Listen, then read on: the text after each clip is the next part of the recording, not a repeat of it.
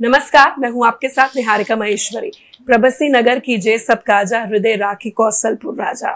आप इसको समझते हैं, और अगर नहीं समझ रहे हैं तो एक ऐसी शख्सियत हमारे साथ मौजूद है जो उस समय के सफर को लेकर आज के युवाओं को, भावी जो पीढ़ी है उनको बताएंगे कि श्री राम जन्मभूमि से लेकर भव्य राम मंदिर का सफर, धर्म संगत बातें और राष्ट्रवाद दरअसल क्या होता है। धर्म चक्रवर्ती तुलसीपीठ के संस्थापक पद्म विभूषण जगत गुरु श्री राम भद्राचार्य इस वक्त हमारे साथ मौजूद हैं। स्वागत है आपका गुरु जी। अनेक अनेक आशीर्वाद। आपको हम सब जनमानस तब जानते हैं, तब से जानते हैं जब सुप्रीम कोर्ट में वेद पुराण के उदाहरण पर आपने सत्य की गवाही दी थी, भगवान राम की गवाही दी थी। ऐसा समय था जब कोई शंकराचार्य नहीं आया, तब आपने ये फैसला लिया कि मैं जाऊंगा और तर्क संगत बातें करूंगा। एक मुस्लिम जज के आगे आपने 441 सबूत रखे और बताया कि राम का वजूद क्या है। आज की पीढ़ी सर उस समय को नहीं जानती, वो सिर्फ भव्य राम मंदिर देख रही है। आपके संघर्ष की कहानी हम जानना चाहते हैं कि कैसे आपने इसको सार्थक करा। रामाय रामभद्राय रामचंद्राय वेदसे रघुनाथाय नाथाय सीताया पतये नमः। श्री सीतानाथ समारंभाम श्री रामानंदानि मध्यमाम अस्मदाचार्य पर्यंतम वंदे श्री गुरु परंपराम। निहारिका जी, आप और सभी श्रोताओं को मेरी मंगल कामना। सबको जय श्री राम। राम जन्मभूमि का आंदोलन हम लोगों ने 6 अक्टूबर 1984 से प्रारंभ किया था। उस समय भाजपा भी सत्ता में नहीं थी, केवल संसद में उसकी 2 सीटें थीं। हम लोगों ने गांव-गांव में जाकर श्री राम की अलख जगाई, जन्मभूमि की महत्ता बताई और सर्वत्र ईंटों का पूजन करवाया। और परिणाम ये आया कि 1992 की 6 दिसंबर को हमने राम जन्मभूमि पर बने हुए कलंकित ढांचे को सदा सदा के लिए सरयू जी में प्रवाहित कर दिया। और इसके पश्चात हम जेल गए, डंडे खाए। और लोगों की बात मैं नहीं करता, और लोग तो जहाँ स्वार्थ हुआ वहाँ गए, पर मैंने ऐसा कुछ नहीं किया। कभी भी राम विरोधियों को मैंने समर्थन नहीं किया। भले कथाएं कम हुई हों, विरल हुई हों, कांग्रेस की सरकारें थीं, ये आयोजक कांग्रेसी होते थे, पर उनके आयोजनों में मैंने कभी भाग नहीं लिया और न उनकी कथाएं ली। यहाँ तक कि निहारिका जी 1996 में दिल्ली में नरसिम्हा राव की सरकार थी, मेरा पांडाल भी जलवा दिया गया। सोचते थे लोग जगत गुरु जी इसी में होंगे, जल जाएंगे, पर मैं तो वहाँ नहीं था। मेरा चांदी का सिंहासन भी जल गया था।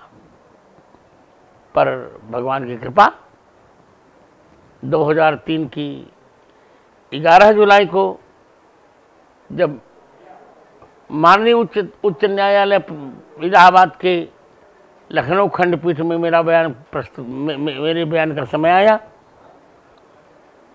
सभी लोग यह जानना चाहते थे कि श्री राम जन्मभूमि के संबंध में वेद में क्या लिखा गया है। मुझे यह कहने में आश्चर्य और हर्ष दोनों है, कोई किसी पीठ का शंकराचार्य वहाँ नहीं आया।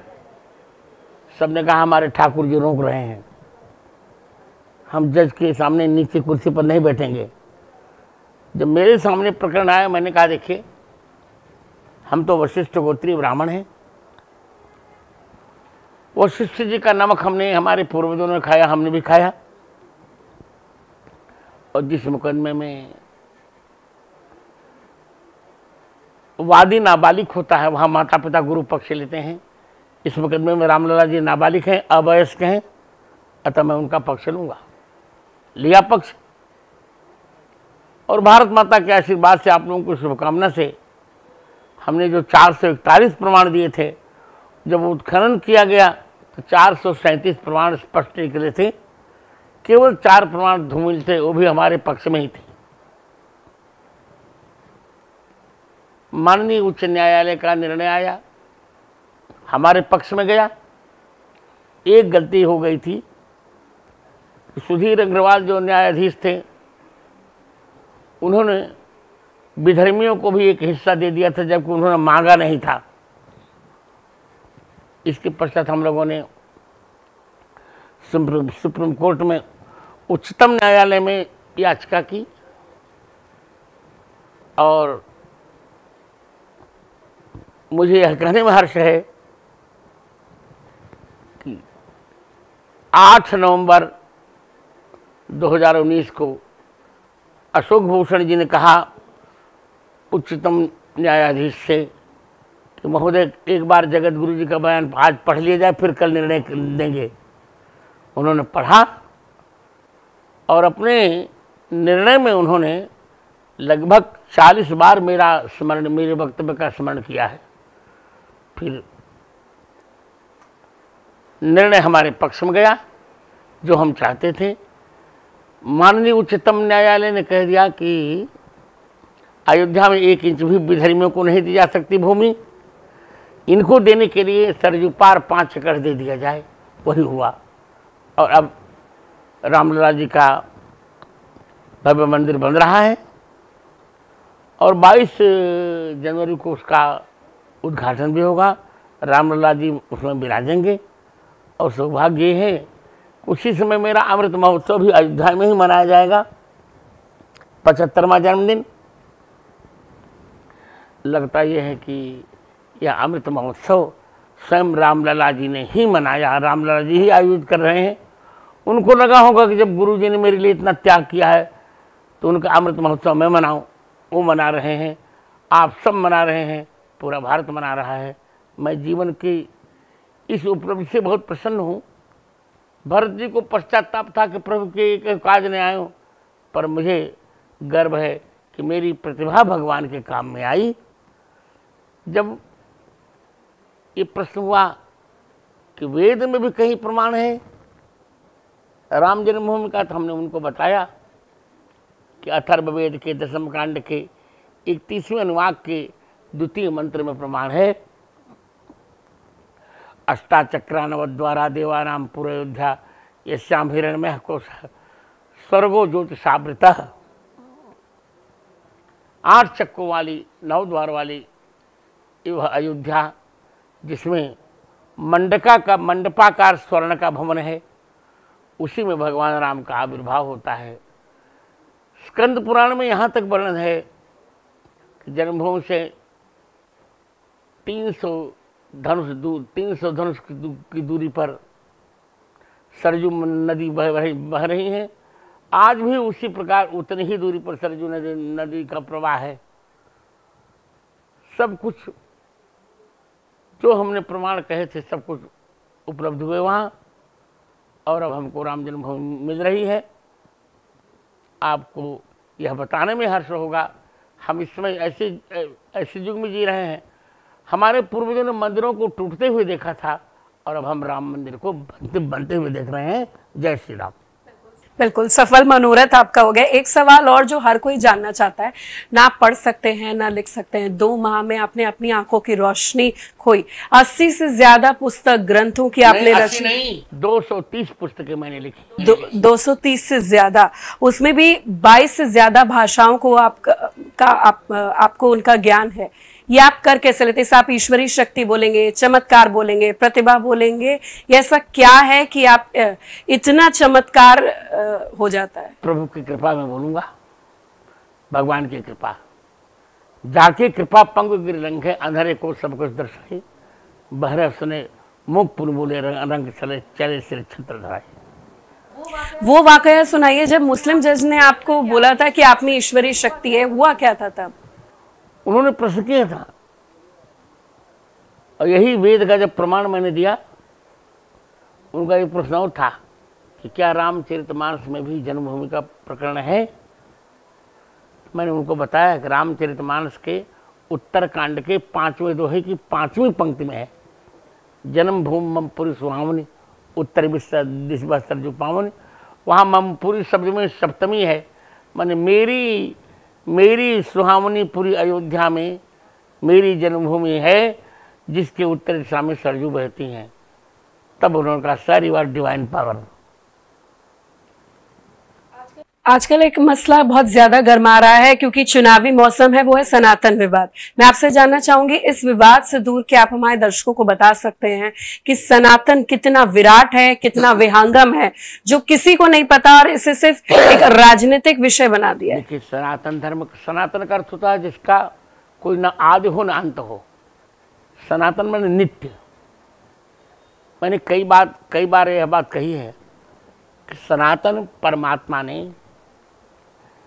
सनातन जीवों के सनातन दुखों की सनातन निवृत्ति के लिए सनातन वेदों में 3 सनातन उपायों का सनातन संकलन किया। उन्हीं की सनातन संहिता का नाम है सनातन धर्म। ये तो अनादि है, इसको कोई मिटा नहीं सकता। जो इसको मिटाने आए इस सदा के लिए मिट गए, और जो मिटाना चाहते हैं वे भी मिट जाएंगे। मुझे दुख इस बात का है कि इंडी गठबंधन के किसी भी नेता ने इस विषय में कुछ भी नहीं बोला, जबकि मोदी जी ने मेरे वक्तव्य के बाद बीना की रैली में स्पष्ट बोला। और ये निश्चित जान लीजिए सनातन धर्म को मिटाने वाले बहुत बुरा परिणाम भोगेंगे, और यह चुनाव ही बता देगा, क्योंकि यह चुनाव धर्म और अधर्म का चुनाव है, किसी दो पार्टियों की नहीं, 2 पार्टियों का चुनाव नहीं। भारत वर्सेस इंडिया को लेकर लगातार चर्चा है, आपके लिए? मैं चाहता हूं कि भारत ही नाम रहे, इंडिया नहीं। आप चाहते हैं भारत नाम रहे? तो INDIA गठबंधन जो नाम दिया गया है, जो एक गठबंधन का नाम दिया गया है तमाम दलों का नरेंद्र मोदी के खिलाफ, बीजेपी के खिलाफ चुनाव 2024 में, इंडिया गठबंधन, इंडिया नाम दिया, देने दीजिए उनको। लेकिन आप इस समय जगत गुरु जी, आप राजनीतिक बयान बहुत ज्यादा दे रहे हैं। मसलन आप कह रहे हैं कि जानती हैं, मुझे यह कहने में भी आश्चर्य लग रहा है, जो लोग एक अक्षर पढ़ते लिखते नहीं वो धर्म से राजनीति को दूर रखना चाहते हैं। धर्म से राजनीति दूर नहीं हो सकती, क्योंकि शास्त्रों का मानना है कि धर्म पति है और राजनीति पत्नी है। मुझे बोले जाए, जैसे पत्नी के बिना पति विधुर होता है, पति के बिना पत्नी विधवा होती है, उसी प्रकार धर्म के बिना राजनीति विधवा हो जाएगी और राजनीति के बिना धर्म विधुर हो जाएगा। इसलिए गीता जी में प्रारंभ में धर्म कहा गया, धर्म क्षेत्रे कुरुक्षेत्रे, और अंत में ध्रुवा नीतिर्मतिर्मम। आपकी जो ये मनोरथ है, आपकी जो सोच है, जो लगातार आप टीवी चैनल्स और सोशल मीडिया पे कहते रहते हैं कि आप चाहते हैं कि नरेंद्र मोदी 3 बार PM बने, उसकी भविष्यवाणी आप कर चुके हैं। आप कह रहे हैं भारत हिंदू राष्ट्र बनेगा, गौ माता राष्ट्रीय धरोहर रहेगी और रामचरितमानस राष्ट्रीय ग्रंथ। इसमें आपको सबका साथ मिलेगा, क्योंकि कोर्ट का उदाहरण है कि जब शंकराचार्यों का साथ नहीं था तब आप अकेले खड़े थे। चित मेरा विल पावर है, भगवान साथ है, और जब राघवेंद्र सरकार भगवान राम साथ है तो अपने आप साथ देंगे। आप भगवान राम से अपने आप को किस तरीके से कनेक्टेड फील करते हैं? क्या आप भगवान राम ने आपको कभी दर्शन दिए, या कोई ईश्वरीय शक्ति है, संदेश है? आपके खुद के एक्सपीरियंसेस, अनुभव क्या है? भगवान राम से मेरे वही संबंध है, उतना प्रेम है जितना आपको शौर्य पर प्रेम होता है, शौर्य पर प्रेम होता है। एक बालक मानता हूं मैं भगवान राम को, वशिष्ठ गोत्री होने से गुरु शिष्य का नाता है, बार बार अनुभव होते रहते हैं। उनके बिना मैं अपनी जीवन यात्रा चला कैसे सकता हूं? आपके शिष्यों को लेकर कई सवाल मीडिया खड़े करता है, कोई उन्हें कहता है कि वो चमत्कार कर रहे हैं, कोई कह रहा है पाखंडी। ऐसे में आप अपने शिष्य को लेकर आए, अच्छा लड़का है, पाखंडी नहीं। धीरेन्द्र शास्त्री जी क्या चमत्कारी हैं? आप चमत्कार के खिलाफ हैं, आप प्रतिभा के पक्ष? मैं तो प्रतिभा के पक्ष में, पर वो चमत्कार भी उसका नुकसान नहीं कर रहा। अच्छा है, लेकिन उनका इस्तेमाल तो हो रहा है, या कुछ वो ऐसे बयान दे रहे हैं कि जिसके कारण वो सुर्खियों में आ रहे हैं? सत्य सत्य है। यदि मैं उस मत प्रतिभा के देखिए पक्ष भिन्न भिन्न होते हैं ना। उसने मुझसे दीक्षा ली है धीरेन्द्र शास्त्री ने, मुझे प्रेम बहुत करते हैं और उनका चमत्कार अच्छा है। भले मैं उस पर बहुत आस्थावादी नहीं हूँ। जी, आखिरी सवाल मेरा आपसे यही है कि जो दर्शक हैं जो आपसे अभी मिल नहीं पाए हैं, टीवी में आपको देखते हैं, आपको सुनते हैं और बहुत ज्यादा खुश फील करते हैं, आज की युवा पीढ़ी के लिए मेरा सवाल है जो हर तरफ से परेशान है, गलत लत लगा रहा है और उसे निष्कर्ष निराकरण अपनी समस्याओं का नहीं मिल रहा, तो आप क्या? सारी समस्याओं का समाधान है आध्यात्मिकता। जीवन में आध्यात्मिकता आ जाए तो अपने आप समस्याओं का समाधान हो जाता है। नियम ये है कि टेंशन को तब नष्ट कर सकते हैं जब भगवान में अटेंशन आ जाए, और भगवान में अटेंशन तब आता है जब उनसे इंटेंशन जुड़े, और इंटेंशन तब होगा जब हमारा उनसे कोई इंटरनल रिलेशन हो। ये सब तब संभव जब उनसे कनेक्शन हो, और जब कनेक्शन हो जाएगा तब सब कुछ, तब सेटिस्फेक्शन हो जीवन में आ जाएगा। जगत गुरु जी, आप हमारे दर्शकों को ये बता सकते हैं, क्योंकि तमाम चुनावी समय में ये मुद्दा उठाया जाता है, बोला जाता है कि राम मंदिर एक पर्टिकुलर पार्टी का एजेंडा है, क्या भगवान राम आस्था का विषय है या फिर एक राजनीतिक? नहीं। भगवान राम संपूर्ण राष्ट्र के विषय हैं। रा का अर्थ है राष्ट्र और मां का अर्थ है मंगल। राम जी राष्ट्र के मंगल हैं। राम राज्य की आप कल्पना कब कर रहे हैं? बहुत जल्दी कर रहे हैं। अब राम राज्य तो लाना कठिन है, कम से कम राम जी के अनुसार राज्य आ जाए। धन्यवाद आपका हमारे साथ जुड़ने के लिए और अपना कीमती समय देने के लिए। आशीर्वाद निहारिका जी, अखंडम रक्षे सौभाग्यम।